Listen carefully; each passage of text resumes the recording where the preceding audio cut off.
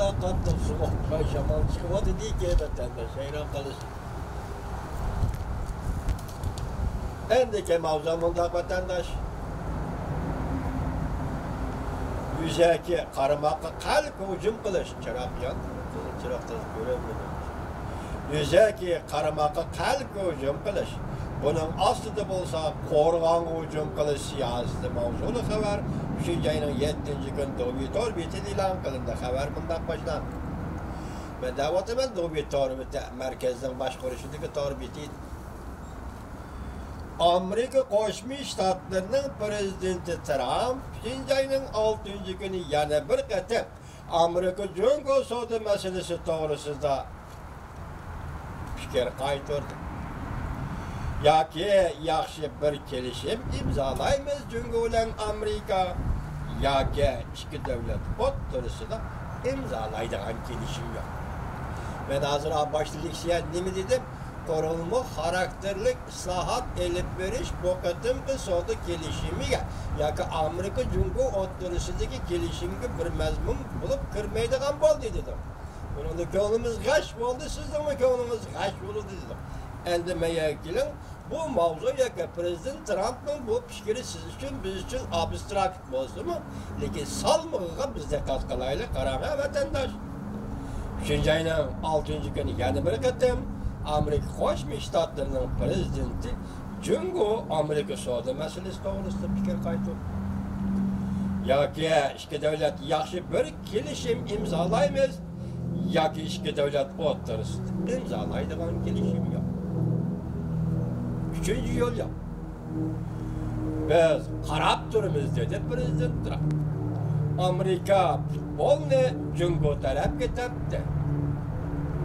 Jungo ham Amerikaning o'ylaganlariga moslashishni bilish kerak.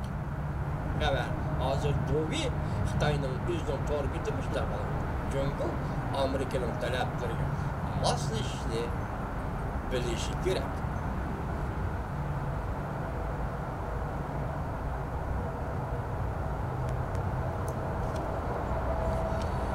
Jungo'ning vazirlik ko'cham 3-ayning 5-kuni hukumat xizmatida doklad e'lon qilgandan keyin qaysi masalalar yana tilga ilindi va qaysi masalalar dokladda ko'rinmay qoldi.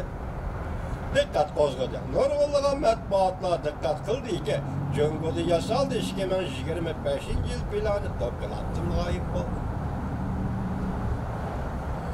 Bu plan 2015-yil Likochang hukumat xizmatining doklad berganda tunji qatim o'ttirib qo'ygan plan edi. Bu planning nishoni Jungo'ni sanoat davlati bo'lishdan sanoati qudrat topgan cho'ng davlatga aylantirish edi. Shuningdek, Likochang 2016-yil, 2017-yil, 2018-yillarda hukumat xizmatining doklad berganda davomlashtirib, bu planni tilga ilib o'tgan. Hatto Germaniyani ziyorat qilganda Jungo'da yasaldi 2025-yil planni Germaniya sanoatining 4.0 qismi bilan ulashtirishni maxsus tilga ilib o'tgan edi. Jungo matbuotlar olamni ma'lum qilgudek targ'ib qilgan edi bu xabarni. Matbuotlarning hukumat xizmatidan bergan doklad to'g'risida fikrlarga asoslanganda navbatda dokladda nimalarni kirgizish va dokladga nimalarni kirgizmaslik qayta o'ylashadigan bir ishgan. Bugun, ya'ni 2019-yil 3-ayning 5-kuni Likochang hukumat xizmatidan doklad berganda Jungo'da yasaldi 2025-yil plani dokladdan chiqarib etildi. Bu eng murakkab tema, eng asosli tema vatandoshlar diqqat qiling bunga, chunki bu siz bizga toza ma'lum emas, bu fan texnika, ilg'or fan texnika sohasida ikki davlat Amerika bilan Jungo o'rtasida ketayotgan so'rkilish. Bu fan texnika hozir Mingvanjuning qo'lga ilinish va dalmushining munosabatli so'rkilish. Jungo hozir to'satdilla hukumat xizmatidan berilgan dokladda Jungo'ning vaziri Likochang 2025-yil Jungo'da yasaldi plan eg'izi olmadi. Masala aniqki, undaq oddiy bo'lmasa kerak. eğilgi elinmedi. Enik ki eş. Bunda adli olması gerek. Huawei şirketi Amerika hükümetinin üstüne sotka arz kıldı. Yani bir mavzu. Beijing ispadı bildirip tülley toğra dedi. Mavzuluk haber. 3. ayının 7. günü Twitter bitidi ilan kılındı haber. Bunda başlandı.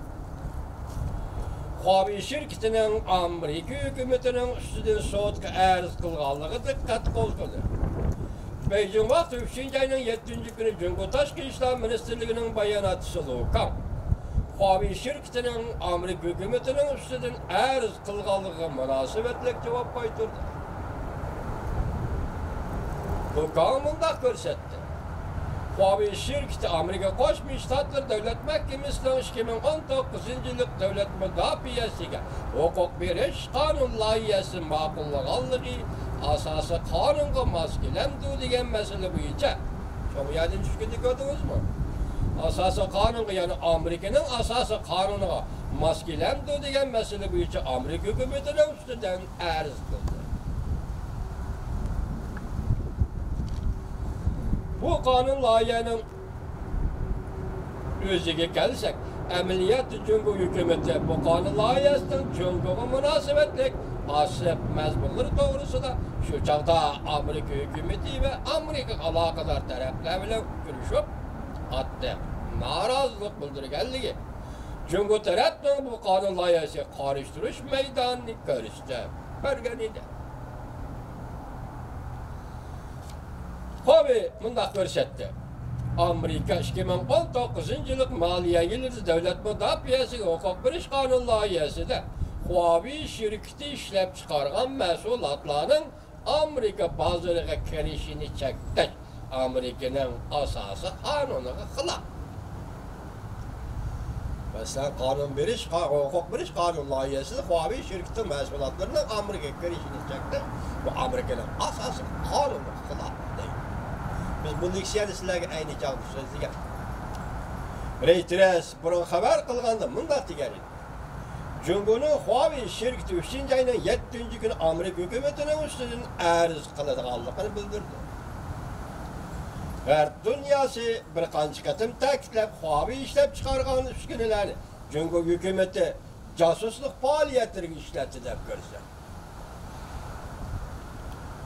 Bu şirketi cheklash ve chetga qoqqan edi.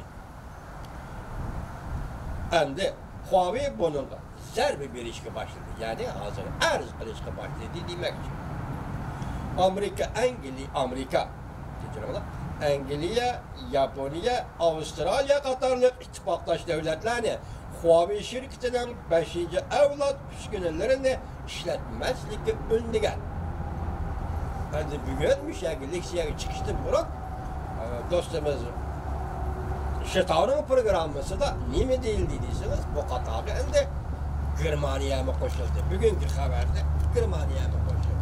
Demek hazır Germaniya, Angliya, Yaponiya, Avustralya katarlık terakki tapman devletler, kapitalist devletler Huawei şirketinin 5. evlat üstünesini işletmeyle katarlık gördüğü